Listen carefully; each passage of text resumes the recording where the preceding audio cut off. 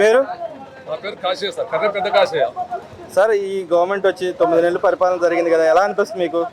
పరిపాలన అంటే సార్, ఇప్పుడు ఈ పరిపాలన అనేది డెవలప్మెంట్, జాబులు ఒక ముందుకు సాగిపోయేదానికి ఈ పరిపాలన పర్లేదు సార్. సంక్షేమ పథకాలు మాత్రం ఇవ్వలేరు ఈ పరిపాలన, ఎందుకంటే అంత గట్టిగా ఇవ్వలేరు. ఎందుకంటే అక్కడ ఆదాయం లేదు, డబ్బులు లేవు, కాబట్టి వాటి మీద కొంచెం స్లో అయ్యారు. ఇప్పుడు డెవలప్మెంట్ ప్లస్ జాబులు, ఇలాంటి రోడ్లు, ఇలాంటి వాటి మీద కొంచెం ఎక్కువ కాన్షియస్ చూపిస్తున్నారు. అంటే జగన్మోహన్ రెడ్డి గారు అంటున్నారు, గతంలో నేను డబ్బులు దాచిపోయినా ఇవ్వడానికి ఏంది, బట్టన్ నొక్కొచ్చు కానీ అన్నాడు. నిజంగా అయినప్పుడు డబ్బులు దాచి వెళ్ళాడు అంటారా? ఆయన ఒకటి సార్, ఆయన బటన్ నొక్కి జనాలకు డబ్బులు వేసారు, వీళ్ళేమో డెవలప్మెంట్ చేస్తారు. అంటే ఆ గవర్నమెంట్కి ఈ గవర్నమెంట్కి తేడా ఉందంటారు. పరిపాలన కానీ ఇటు పక్క లా అండ్ ఆర్డర్లో కానీ ఏం తేడా ఉందంటారు? అంటే ఒకటిసారి ఎవరి మేలు వాళ్ళకి. ఇప్పుడు నేను ఒకటి చెబుతాను, నేను మేలని అని అలా కాదు. కావుంటే ఒకటిసారి డెవలప్మెంట్, ఈ రోడ్లు, ఎలక్ట్రానిక్స్, ఇలాంటివన్నీ తయారులు ఇవన్నీ చేస్తే రేపు భవిష్యత్తులో పిల్లలకు, మనకు కాకుండా మన పిల్లలకు కొంచెం ఉపయోగపడుతుంది. ఇప్పుడు హైదరాబాదు చంద్రబాబు నాయుడు ఆ రోజు హైటెక్ సిటీ కట్టడం వల్ల ఈ రోజు మన ఆంధ్ర వాళ్ళు మొత్తం హైదరాబాద్ వెళ్ళి అక్కడ బతుకుతున్నారు సార్. అక్కడ డెవలప్మెంట్, ప్రతి అపార్ట్మెంట్లో 70 లక్షలు 80 లక్షలు కోటి రూపాయలు అలా డెవలప్మెంట్ అయ్యి అక్కడ హైదరాబాద్ మొత్తం డెవలప్మెంట్ కావడం కారణం చంద్రబాబు సార్. అప్పుడు ఆయన చేయటాను. కానీ మరి అమరావతికి డబ్బులు తీసుకొచ్చారు, దాదాపు 40,000 కోట్ల దాకా అప్పు తీసుకొచ్చి కట్టబోతున్నారు. నేను అందుకే అప్పు తెచ్చి నేను కట్టలేదు, ఈ గవర్నమెంట్ అప్పులు చేస్తుందని చెప్పండి. నిజంగానే అప్పులు తెచ్చి కట్టాలంటారా, కట్టకూడదు అంటారా? సార్, ఇప్పుడు మనం ఒక వ్యవసాయం చేయాలన్నా కూడా మనం పక్కన ఎరువుల కొట్టులోనో లేకుంటే అప్పు చేయాల్సింది సార్. అప్పు చేయకుండా ఏ పని ఎవరు చేయలేరు సార్. ఇప్పుడు అది కన్ఫామ్ 100%. అప్పు చేయకుండా డెవలప్మెంట్ కావాలంటే అది కాదు సార్. అప్పు కావాల్సిందే, చేయాల్సిందే. ఎవరైనా ఆయనైనా ఈయనైనా కాదు. అది డెవలప్మెంట్ కావాలంటే అప్పు తెచ్చేస్తారు. రేపు ఆ డెవలప్మెంట్ మీద చాలా మంది పిల్లలు, చాలా మంది జీవనోపాధి అన్ని చాలా కలుగుతాయి సార్. అంటే మరి ఆయన అన్నాడు, అప్పు చేయకుండా సెల్ఫ్గా వస్తుంది డబ్బులు, దాని అదే పుట్టించుకుంటుంది. కానీ ఇప్పుడు అప్పులు చేయాల్సిన అవసరం ఉంది అంటున్నాడుగా. అది ఆయన దగ్గర అప్పులు ఆయన చేశాడు, ఈయన దగ్గర అప్పులు ఈయన చేస్తారు. ఆయన దగ్గర అప్పులు చేసినప్పుడు సంక్షేమ పథకాలు చేశాడు, ఈయన దగ్గర అప్పులు చేసి డెవలప్మెంట్ చేస్తారు. మరి వీళ్ళు ఈ గవర్నమెంట్ అంటుంది, గతంలో చేసిన అప్పులు తీర్చుకోవడానికే మాకు అప్పులు చేస్తుంది తప్పితే మేము సపరేట్గా ఎక్స్ట్రా ఏం చేయట్లేదు అంటుంది. నిజంగా నా పరిస్థితి అంటారా? గతంలో చేసిన అప్పుడు మరి ఇంట్రెస్ట్ ఇలాంటివి కట్టాలా, కట్టుకుంటూ మళ్ళీ డెవలప్మెంట్ చేయాలా. అది ఆ రూట్ అనేది వాళ్ళు ఆలోచనలో వాళ్ళు పవన్ కళ్యాణ్ గారు, చంద్రబాబు నాయుడు గారు వాళ్ళు డెవలప్మెంట్ చేసుకుంటూ అవి కట్టుకుంటూ వెళ్తున్నారు. మరి లాస్ట్కు ఎలా ఉంటుంది ఏంటి అనేది మనం వేచి చూడాలి సార్ ఎవరిమైనా. అదేవిధంగా నిన్న జగన్మోహన్ రెడ్డి గారు అంటున్నారు, ఏదైతే రైతుల సమస్యల మీద నేను పోరాడాను, రైతులకు నేను ఎంతో మేలు చేశాను, ఇన్పుట్ సబ్సిడీ ఇచ్చాను, ఇన్సూరెన్స్లు కట్టానని చెప్పి అంటున్నాడు. ఈ గవర్నమెంట్ వచ్చిన తర్వాత అసలు ఏం కట్టలేదని చెప్పి అంటున్నాడు. మరి అక్కడ వాళ్ళు ఏమన్నా కట్టారంటే మాకు అన్ని వస్తున్నాయని వాళ్ళు చెప్తారు, ఏది నిజం అంటారు? కొంత పాత బిల్లులు కూడా సార్, కొంత పాత బిల్లులు కూడా ఇప్పుడు చంద్రబాబు నాయుడు ప్రభుత్వం వచ్చినాక ఇచ్చారు.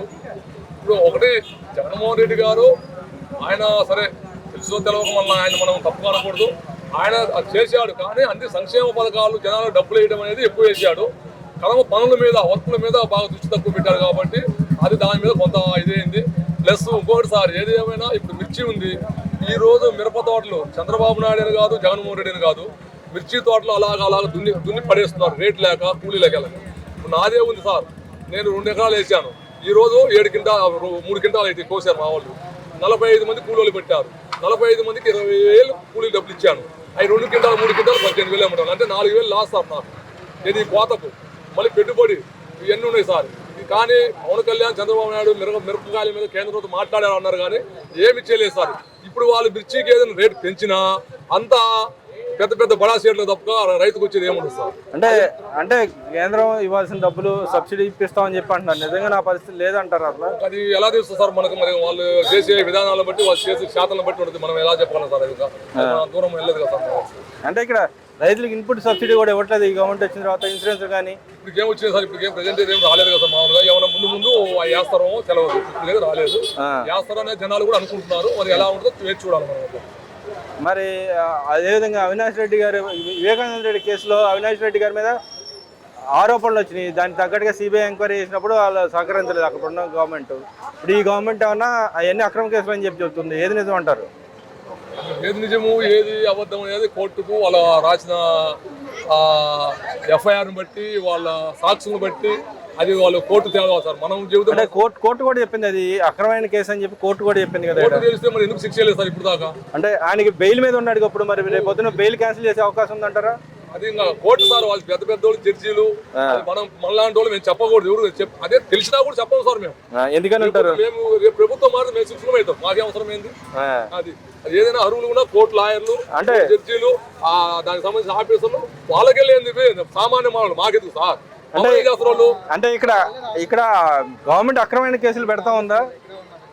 ఎవరు అక్రమం అయితే లాగిపోతుంది. చంద్రబాబు నాయుడు 53 రోజులు జైలు చేశాడు, అక్రమైన ఉండే తర్వాత ఇంకా తేలేదు. అది జగన్మోహన్ రెడ్డి కొన్నాళ్ళు చేశాడు, మొన్న వంశీ వంశీ గారు ఇప్పుడు చేస్తున్నారు.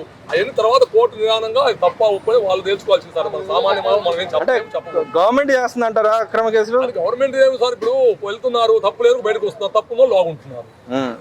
అంటే పెట్టడం రైట్ అని అంటారా? అక్రమం చేస్తే అది రైట్ రాంగో మేము చెప్పకూడదు సార్ సామాన్య మీద. ఎందుకని అంటారు?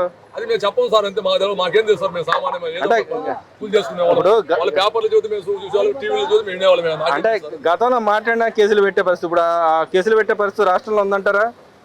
అంటే ఒకటి సార్, అప్పుడు కొంతమంది చేశారు, ఇప్పుడు కొంతమంది చేస్తున్నారు. వీళ్ళలో తప్పుడు ఒప్పుడు ఎవరు అనేది లాస్ట్ కోర్టులు అవి తెలుస్తాయి. వాళ్ళు తప్పు చేసిన వాళ్ళు శిక్షణ పోయిస్తారు, లేదా వాళ్ళు బయటకు వస్తారు.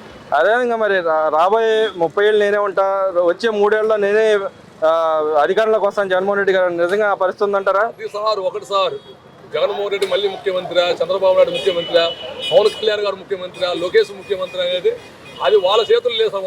వాళ్ళ నలుగురు నిర్ణయించుకుంటే కాదు, అది జనాలందరూ నిర్ణయించుకోవాలి. జనాలకు వాళ్ళు చేసే పనులు, వీళ్ళు మంచి వాళ్ళు, వీళ్ళు పర్లేదు అనుకుంటే జనాలు ఒక్క దమ్మును మారిపోతారు, వాళ్ళే ముఖ్యమంత్రి అవుతారు సార్. అంతేగాని వాళ్ళు అనుకోవడం అనేది భ్రమ. ఎవరైనా కానీ ఏ ప్రభుత్వం వాళ్ళు కానీ ఏ పార్టీ వాళ్ళైనా అలా అనుకోకూడదు. మరి జగన్మోహన్ రెడ్డి గారికి మెజార్టీ ఇచ్చారు, ఎమ్మెల్యేగా గెలిపించారు, ఆయన ఎందుకని అసెంబ్లీకి రాలేదంటారు? అసెంబ్లీ కంటే ఆయన అనివార్య కారణాల వల్ల సీట్లు తక్కువ వచ్చాయని చెప్పి ఆయన రాలేకపోయాడు. సరే అక్కడికి వస్తే ఏదో చిన్నతనం ఉండదు, లేదంటే ఇంకో కారణాల వల్ల ఇంకో కారణం వల్ల ఆయన రాలేకపోయాడు. అంటే గతంలో జరిగిన అక్రమాల గురించి కూడా అడుగుతాను భయంతో రాలేదంటారా? సార్ భయం గతం అంటే సార్ తప్పు ఒప్పులు అందరికి ఉంటాయి, కానీ రావాలి వచ్చి మాట్లాడాలి. కాకుండా ఆయన మరి ఎందుకు రావట్లేదు అది మనకు సంపూర్తిగా ఎలా తెలుస్తుంది సార్ మనకు? అంటే నాకు అపోజిషన్ లీడర్ గా ఇవ్వాలి, ఉంటేనే వస్తాను లేకపోతే రాను ప్రకారం ఎలా ఉంటే ఎలా ఇస్తారు సార్. నాకు కావాలంటే నేను ఎంఆర్ఓ కావాలంటే నాకు ఎంఆర్ఓ 10 ఇస్తారా? ఎలా ఇస్తారు సార్? నాకు ఒకరికైనా ఎవరికైనా కాదు, చట్ట ప్రకారం అక్కడ చట్టము రూల్స్ ఎలా ఉంటే అలా చెక్ చేస్తారు. అంతేగాని మనం చెబితే నువ్వు చెబితే అది రాదు సార్ పోస్తుంది. అంతేనంటారు? అంతే సార్. ఇప్పుడు ప్రజల మెజార్టీ నా 40% ఉంది కాబట్టి నాకు ఇవ్వాల్సిందే అంటున్నాడు కానీ గట్టిగా. అదే సార్, అసెంబ్లీలో ఆ చట్టం ఎలా ఉందో వాళ్ళ రూల్స్ ఎలా ఉందో దాన్ని బట్టి పాటించాలి సార్. అది మనం నువ్వు చెబితే రాదు సార్. అది మామూలుగా అది మనం అనుకున్నా రాదు, ఏది కూడా రాదు సార్.